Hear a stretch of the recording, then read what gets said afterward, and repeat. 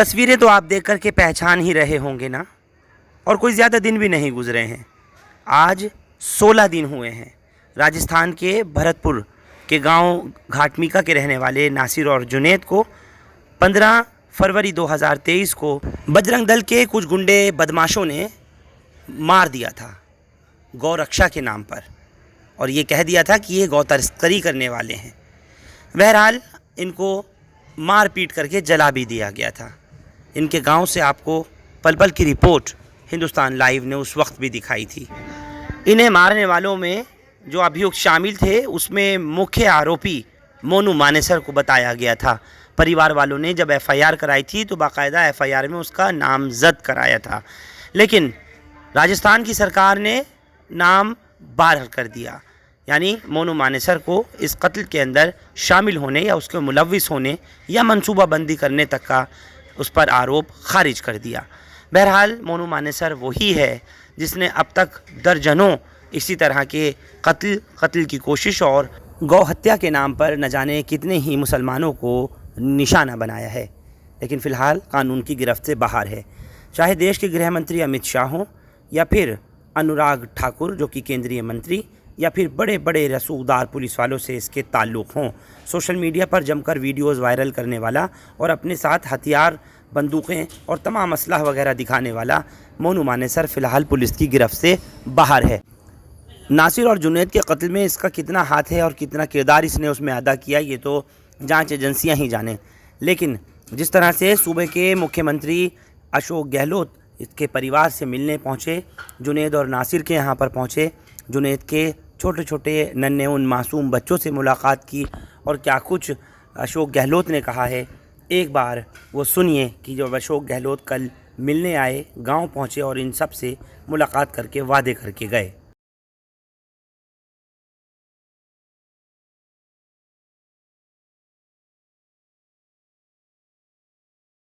हम लोग पूरी तरह लगे हुए हैं, अरेस्ट हो मुलजिम, उनको फांसी की सजा हो, चाहे उदयपुर हो चाहे ये घटना हो।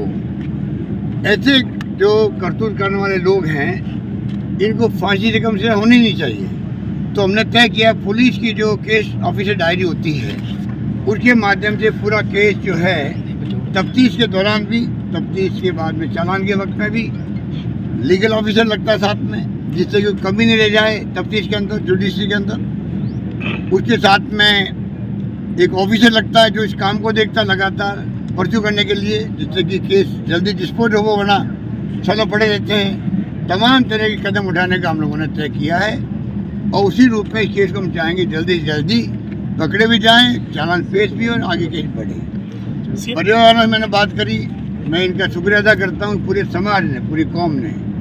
जिस शुरू में परिवार वालों के दर्द की तो कोई सीमा ही नहीं है, पर फिर भी जो जिस प्रकार से उन्होंने हमसे बातचीत करी है, हम पे विश्वास किया सरकार पर, जिस रूप में उन्होंने, घटना होती जयपुर आ गए थे 5-7 लोग, परिवार वाले आए थे, उस वक्त मैंने बात करी थी, इनको मैंने यकीन दिलाया। आज भी वो हम लोग भी कायम हैं, वो लोग इस बात में विश्वास कर रहे हैं। तो मैं समझता हूँ कि आने वाले वक्त में हम लोग कोई कमी रखेंगे नहीं और इनको अरेस्ट करके रहेंगे, ये मुझे विश्वास है। जहाँ तक रहा है कि पैकेज क्या दिया उदयपुर में या यहाँ क्या दिया, पैकेज का कुछ कॉम्पिटिशन नहीं होता है, वो तो हर जगह घटना होती है।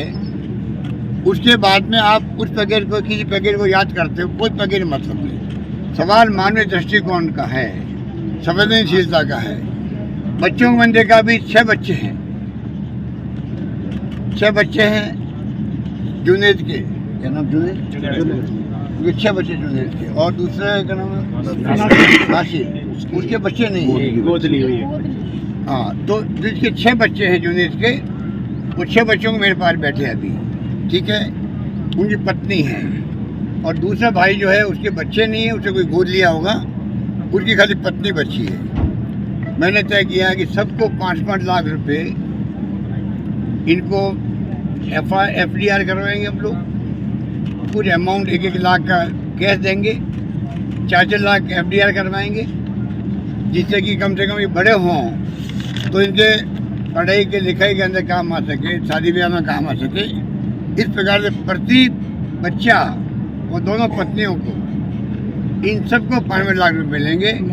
ये मैं इस मौके पर कहना चाहूँगा, जिससे कि बच्चों को भी लगे, बच्चों को परवरिश करने के लिए भी परिवार का हौसला बुलंद हो सके, रह सके, मेरा मानना है।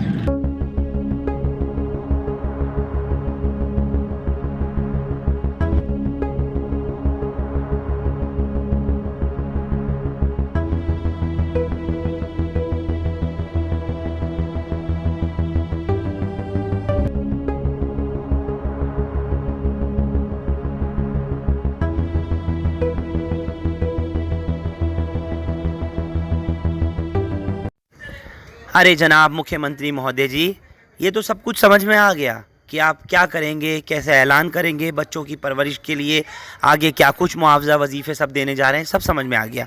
अब ज़रा इतना तो बता दीजिए जनता को कि लोग जानना ये भी चाह रहे हैं, गिरफ्तारी मोनू मानेसर और उसके तमाम गुर्गों की कब होगी, और क्या वाकई इतना दबाव है गृह मंत्री अमित शाह का, अनुराग ठाकुर का या सीनियर पुलिस अफसरों का कि राजस्थान पुलिस भी इनके आगे नतमस्तक है, या क्या वजह है जो अब तक सभी की गिरफ्तारी इस मामले में नहीं हो पा रही है।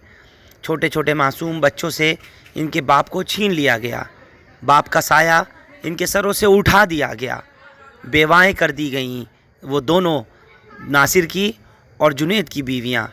आज इंसाफ को लोग तरस रहे हैं और आपकी तरफ नज़रें लगाए हुए हैं। बहरहाल अगर इंसाफ नहीं हुआ तो ये कहा जा सकता है कि सिर्फ मुआवजे और वजीफ़ों का आप ऐलान करते रहिए, लाखों रुपए देते रहिए, और एक के बाद एक जिस तरह हम देख रहे हैं नफ़रत के ये मामलात बढ़ते जा रहे हैं, सामने आते जा रहे हैं, इन पर तब तक अंकुश नहीं लग सकता जब तक कि ऐसी वारदातें करने वाले जालिम, गुंडे, बदमाश और सरकारों का संरक्षण हासिल किए हुए उन अभियुक्तों को, उन मुलजिमों को, उनको उनकी मंजिल मकसूद तक नहीं पहुंचाया जाए, उनको जेल की सलाखों के पीछे नहीं पहुंचाया जाए। यहाँ तक कि कानून के दायरे में जितनी सख्त से सख्त सज़ा हो, वो नज़ीरी सज़ा जब तक उन्हें नहीं दी जाए तब तक ये मामलात नहीं रुक सकते। और क्योंकि अब साल 2024 के चुनाव हैं, आने वाला बहुत जल्दी वो वक्त है, तो क्या अगर सरकारें ध्यान नहीं देंगी, मुल्क के अंदर इसी तरीके से फ़िज़ा को ख़राब किया जाता रहेगा, या फिर ऐसे ही हिंदू मुस्लिम किया जाता रहेगा, कभी गौरक्षा के नाम पर लोगों को मारा जाएगा, तो आप मुख्यमंत्री हैं सूबे के, राजस्थान के, ये समझ सकते हैं कि वहीं से इस तरीके की वारदात जो जन्म लेती हैं, बढ़ती हैं और सबसे ज़्यादा सामने आ रही हैं, अगर वहीं इस तरह का मामला नहीं थमा, नहीं रुका और इन लोगों की सज़ाएं नज़ीरी नहीं हुई, ऐसे इनके साथ में वारदातें नहीं रुकी, उन निहत्ते मासूम लोगों को मारा जाता रहा, तो सब कुछ फिर बेमायने ही साबित होता रहेगा। आप लोग हमारे साथ इस खबर पर जुड़े, आप सबका बहुत बहुत शुक्रिया। हिंदुस्तान लाइव फरहान याहिया यूट्यूब पर सब्सक्राइब कर सकते हैं और क्लिक कर सकते हैं बेल आइकन हमारी खबर की पहली नोटिफिकेशन के लिए। फेसबुक पर हमारा page Hindustan live Farhan Yahya follow और लाइक कर सकते हैं। बहुत बहुत शुक्रिया। Thank you for now.